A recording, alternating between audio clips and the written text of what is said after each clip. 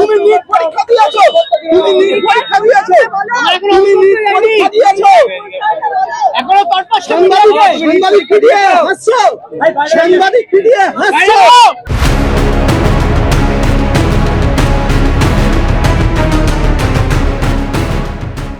ছাত্র আন্দোলনের নামে চলছে তাণ্ডব। শুক্রবারের ঘটনার পুনর্নির্মাণে কলকাতা পুলিশ। ধৃতদের মধ্যে ওয়াকার আজম এবং মোহাম্মদ আফরোজ সহ মোট 5 জনকে খালি পায়ে নিয়ে যাওয়া হয় ঘটনাস্থলে। প্রিজন ভ্যান থেকে নামিয়ে ধর্মতলার ডোরিনা ক্রসিং পর্যন্ত হাঁটানো হয় তাদের। মিছিলের দিন তারা ঠিক কোথায় ছিল, কি করেছিল তা যাচাই করতে এই পুনর্নির্মাণ বলে জানা যাচ্ছে। কলকাতা পুলিশের এই টিমে ছিলেন বেশ কয়েকজন মহিলা অফিসার। ধৃতদের বয়ান নোট করতে দেখা যায় তাদের। কে পাঠিয়েছিল, কি জন্য আপনাকে নিটকে দিচ্ছে? নিটে দিয়েছি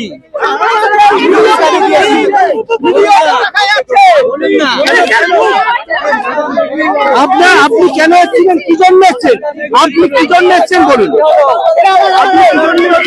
কি ঘটনা ঘটেছিল সেটা বিবরণ নিচ্ছেন যা একজন পুলিশ মহিলা আধিকারিক রয়েছেন, তিনি কিন্তু ঘটনাটা ঘটছেন, কোন সময় কি হয়েছিল, কখন কি হয়েছিল সেটা কিন্তু জানার চেষ্টা করা হচ্ছে।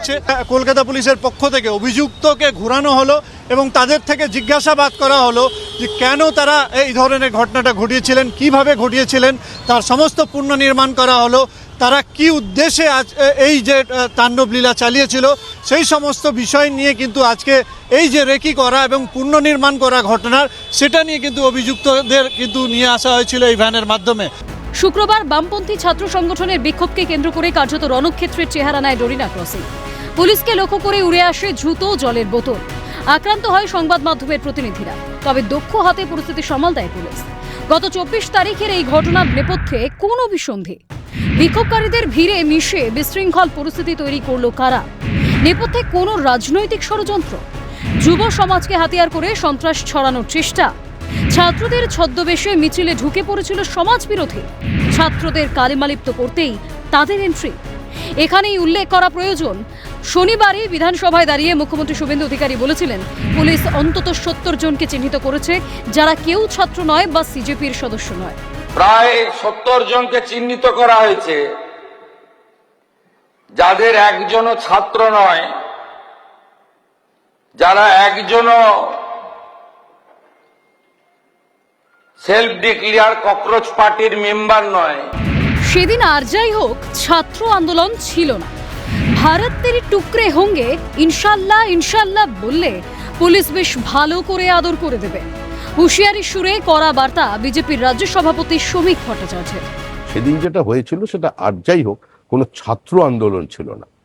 আর আমরা তো প্রথমেও বলেছি, আবার বলছি, যে কোনো ধরনের আন্দোলন চলতে পারে, কিন্তু ভারত তেরি টুকরে হোঙ্গে ইনশাল্লাহ ইনশাল্লাহ বললে পুলিশ বেশ ভালো করে আদর করে দেবে, এমনি যেন না বাড়ি ফিরে যেতে পারে।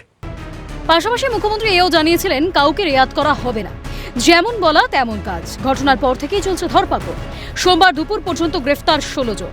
আরো অনেকে জড়িত থাকতে পারে বলে তদন্তকারীদের অনুমান। শেষ পর্যন্ত জালে কোনো রাঘব বোয়াল উঠে আসে কিনা সেদিকেই নজর সকলের।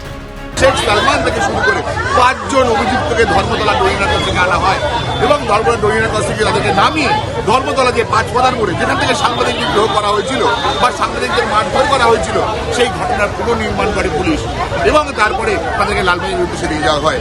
যদিও শেখ সালমান সহ যারা অভিযুক্ত তারা কোনো মন্তব্য করেননি। ক্যামেরায় সুদীপ্ত দত্ত, প্রসন্ন নস্করের সঙ্গে খালিদ জামাল, সুব্রত বন্দ্যোপাধ্যায় ও সায়ন্তন ভট্টাচার্যের রিপোর্ট, ক্যালকাটা নিউজ।